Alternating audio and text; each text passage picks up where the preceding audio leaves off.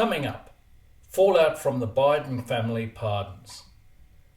All CBS News is focused on is identity politics. The firing of the woke begins.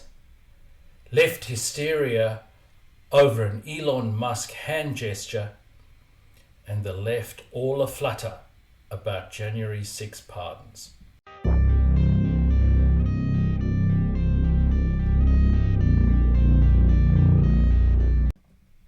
Let's begin with the Biden pardons and Adam Schiff, who was on the January 6 committee, and his views on the potential for a pardon of the entire January 6 committee. The president-elect has also talked about prosecuting members of the January 6 committee like you. I know you said you don't want a preemptive pardon from President Biden. Is that because you think the Trump administration will not actually prosecute? I don't know what the Trump administration will do, but it's for a couple of reasons. First, those of us on the committee are very proud of the work we did. We were doing vital, quintessential oversight of a violent attack on the Capitol. So I think it's unnecessary. But second, the precedent of giving blanket pardons, preemptive blanket pardons on the way out of an administration, I think is a precedent we don't want to set. And you've communicated that to the President Biden? Communicated it both publicly and privately to the administration. Schiff stated here that he did not want a preemptive pardon. He sees the precedent of giving preemptive blanket pardons as one that he doesn't believe that Democrats and the Biden administration should set. Of course, in the final days of the Biden administration, that's all that Biden was doing. Indeed, it's about all that Biden has done since he renounced his candidacy about 6 months ago. Schiff, hypocrite that he is, has now accepted Biden's pardon. Then we have Trump's view on Biden's family pardon. Surprised that President Biden would go and pardon his whole family, because that makes him look very guilty. You know, I could have pardoned my family. I could have pardoned myself, my family. I said, if I do that, it's going to make me look very guilty. I don't think I'd be sitting here, frankly. If you like this sort of content, please like, share and subscribe. You can even buy me a cup of coffee. Trump expresses surprise that Biden would go way out, pardoning all of his family members. As he notes, he could have pardoned his family, but he chose not to. This is a clear demonstration that he is more principled than the Democrats, much to some of their chagrin.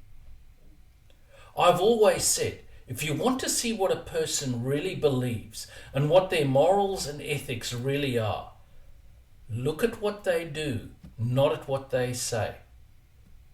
Talking about chagrin, listen to Kate Bedingfield. I think he did. It was a disappointing move. I was disappointed in it. I think he has spoken so eloquently about the need to preserve the rule of law. As he was coming into office in 2020, he talked about the idea of Trump pardoning his family and said that it would send a bad message. And I think it's hard to argue that it didn't yesterday. I will be totally candid. Bedingfield is a former White House communications director. And she says that she is very disappointed that Biden chose to pardon his family. I would say that the real word for her is dismayed, as she clearly sees the implications of his pardons and that it totally removes any semblance of high ground for the Democrats, who will no doubt spin their lines for all that they are worth.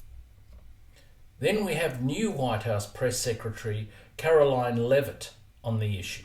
It is an admission of guilt. For years, Joe Biden said that he and his family did not commit crimes, but then yesterday's pardons prove that he knew they were guilty and he wanted to protect them in his last hour as president of the United States. But we are looking forward now, and President Trump looks forward to restoring our Justice Department and law and order in this country and ending the weaponization of justice that has taken place against him and his supporters over the last 4 years under the Biden-Harris administration.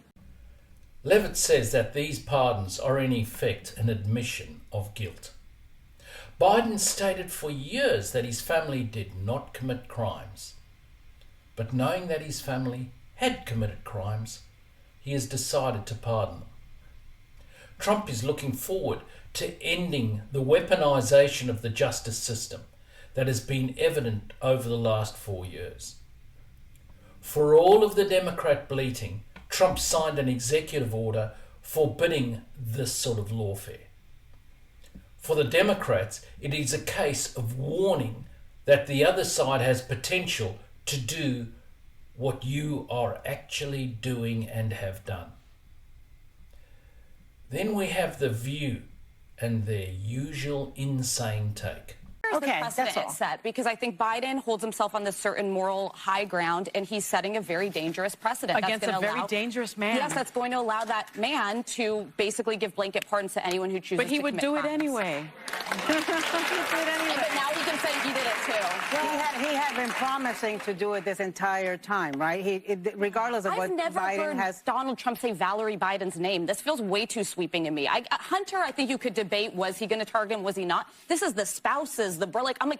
Oh, I think he's vengeful enough. I think it's okay. Well, the resistance has begun. We'll be right back. The View gets it wrong again. Alyssa Farah Griffin states that this sets a bad precedent, and Biden sets himself on the moral high ground.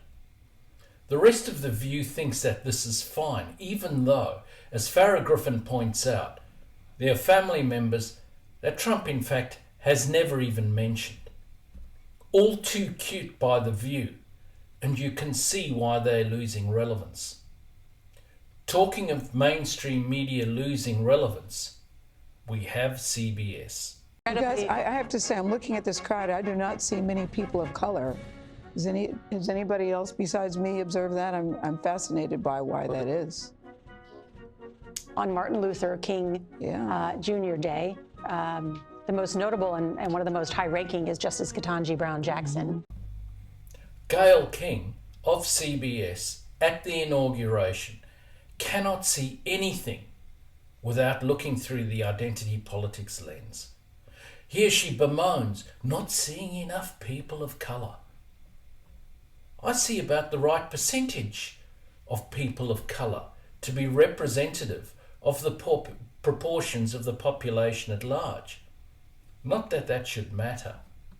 The issue is the Democrats went way overboard with their identity politics, and it is now reflected in the media with movies representation, including having to have people of colour and other identity groups represented in movies and the like, even in historical movies or series, where there are few to any of the stated minorities that were actually present in those societies.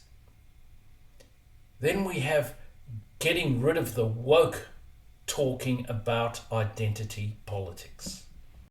We currently have nearly 40% women enrolled at the Coast Guard Academy.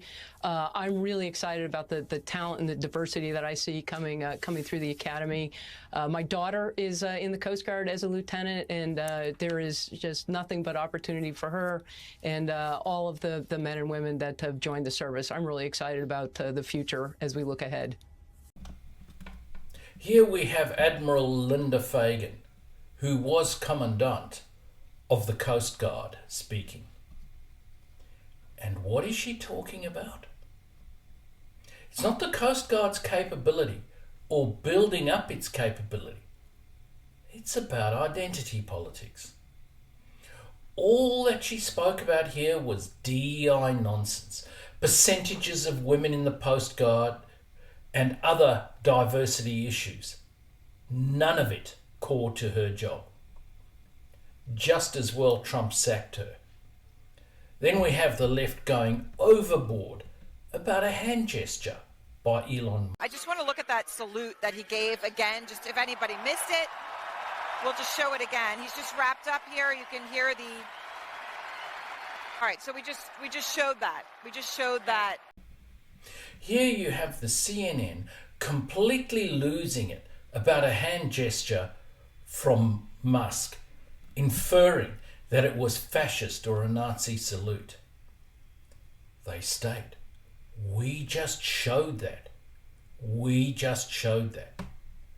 Typical of CNN, they don't show the full clip, which puts the lie to this evil insinuation.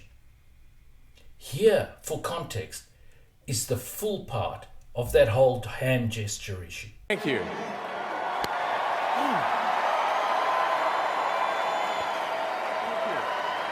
My heart goes out to you. It is thanks to you. Here, with the full context given, it is clear that the hand gesture was, my heart goes out to you. He did this to the crowd in front, from the heart, effectively flinging out his love to the crowd, and he repeats it behind him.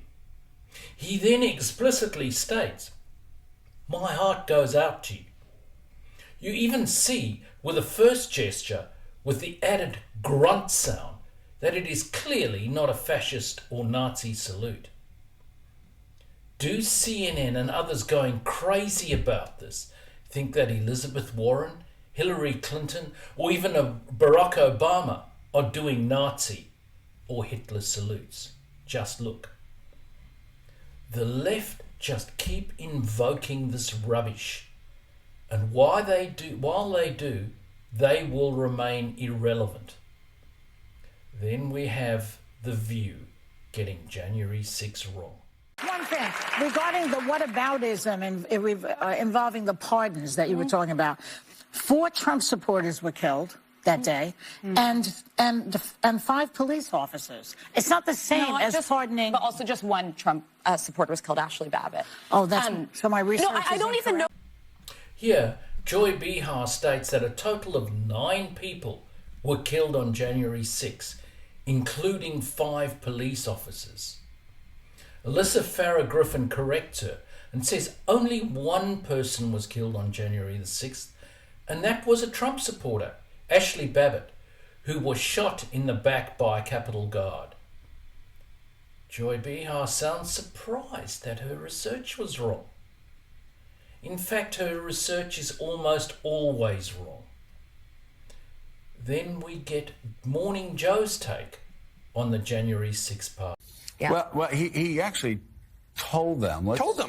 He told them what he was going to do. He did. And he's providing the bread and the circuses as well as, say, Roman days that entertains them. But underneath that are things that he's doing, breaking one norm after another. You can't ignore. Nobody's saying ignore it. I'm saying the opposite, actually. After promising that he was going to break every norm. Here, in typical Morning Joe fashion, we have the crew pushing an agenda with not a hint of self-awareness. He admits that Trump told everyone he was going to pardon those on J6 detention. Morning Joe then pushes the issue of going against the norm. Sorry, Joe and crew, the norm is to pardon those who have committed offences or been punished for offences. Going against the norm is the flurry of pardons to all and sundry, including his own family, presumably for nothing in Biden's view. Preemptive pardons are against the norm, Joe. Funny that you had nothing to say about that. Then we have White House Press Secretary Caroline Leavitt again. And Trump pardoning all the J6ers, which is causing some controversy this morning? I don't think it's causing much controversy. President Trump campaigned on this promise. It should come as no surprise that he delivered on it on day one. And there are people who have been held hostage, as President Trump says, by the Biden DOJ. Many of them, their due process was denied. They were targeted by our Department of Justice, while the DOJ turned a blind eye to real criminals who have been committing violent rapes and murders in American communities, especially illegal migrant crime. Leavitt says that January 6 pardons are not controversial. She says that the Department of Justice targeted them while turning a blind eye to real crime, which is true. This was, yet again, Biden weaponizing the justice system. And then we have Scott Jennings on CNN, speaking sense as usual. Were these people punished? Yes. Were they ruined financially? Yes. Did they spend time in jail? Yes. Have their lives been ruined? Absolutely. And one of you said earlier, Van or Axe, that you think this sends a terrible signal that you can get away with things like this, as though we've never had a moment in recent American history when people were not punished for rampaging around when they shouldn't have been. It was the summer of 2020. Jennings points out that January 6ers have been punished, ruined financially, and spent time in jail. The Democrats think, of course, it's a terrible precedent. But what of Joe Biden's pardon precedents? Nothing said there. And what of effectively nothing been done about BLM rioters? Once again, no word there. And then we have Secretary of State Marco Rubio. January 6 pardons. Back when this happened, you called it a national embarrassment, saying we now have third world countries that are lecturing us and we have tin pot dictators that are mocking us. Of course, you're now America's top diplomat. You'll be speaking with your counterparts around the world. What message does that pardon send to them? Well, I don't anticipate a single one of our partners will ask about it, obviously, and you know this well from your time in the administration. And my job is to focus on the foreign policy of the United States. I have a different job this morning and a different focus, and it's one that demands 100% of our attention. And so that's what I'll be focused on, and won't be opining on domestic matters. Stephanopoulos tries to trap Rubio on January 6 pardons, asking what message the pardon sends to foreign partners. Rubio says, correctly, that it won't be brought up by foreign partners, and further says he is now not focused on domestic issues as he is focused utterly on foreign policy. This whole January the 6th pardon issue has been a massive beat up by the left. But what do you think? Please let me know in the comments below. Thanks for watching.